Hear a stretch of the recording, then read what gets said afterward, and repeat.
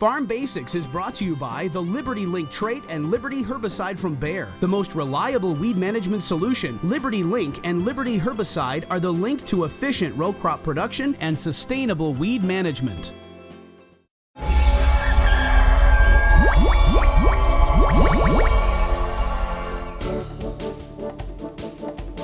All right, it's fall, and there may be some questions that you have as you're driving by fields.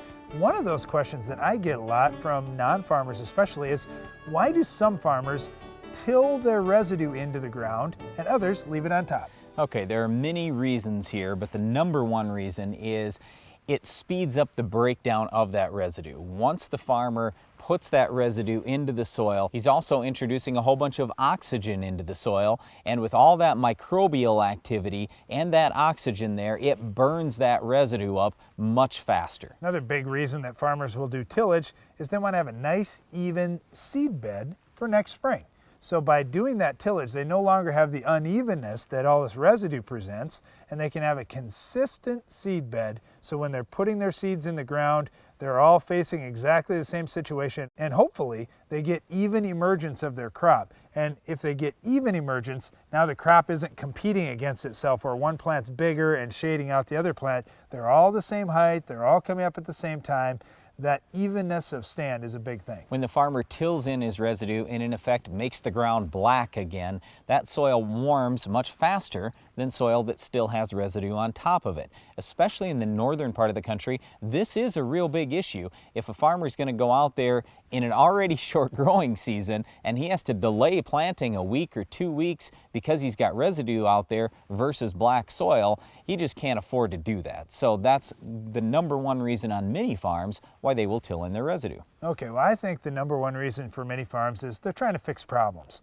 Maybe they had a disease issue in this year's corn. Like, let's just say, for example, Gauss's wilt, something that survives in the residue and could potentially impact next year's crop. So by doing tillage, they bury that residue, so now all that inoculum for the disease is not there on the soil surface, so they have a much lower chance of having that disease again next year.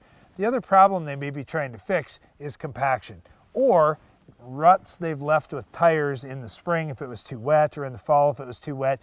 Either way, you've either packed the soil or if you get some ruts out there, by doing some tillage, you could fix both of those situations very quickly. So for a farmer, it may be about getting that soil back to normal, and the only way they can accomplish that is by tillage. Darren mentioned burying diseases, but you can also bury insects. That was a big reason why our dad and our grandpa used to do a lot of tillage. It was to bury European corn borers or other insects way down deep in the ground. Hopefully then they would die and you'd have fewer incidents the next year. Well, there are lots of reasons why farmers do tillage, and every farmer may have a slightly different reason.